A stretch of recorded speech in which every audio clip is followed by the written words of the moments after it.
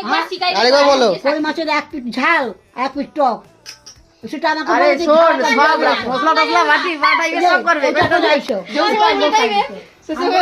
আমার দরকার নাই আমার একটা ঝালের করার দরকার নাই আমি আর সব রান্না জানি অফিসারের আমার মাংস খাই ভালো করছে মাংস কে তোমাকে ওইটা শেখায়নি? না।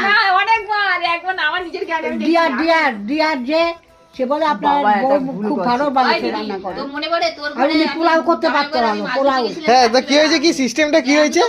মানে ধর মশলা বাটি সব মা বাটাই দিচ্ছে সব কিছু করে দিচ্ছে এবার ধর ঝাল আমি বাটনা করে দিচ্ছি ঝালটা ওটা আমাদের আমার দরকার দেখা নাই। চুক্তি। এবারে বাটনা বাটনা দিকে করছি। ধর টপটা যখন এত সময় হবে এত। তো মানে মশলা গুলি টুলি রাখছি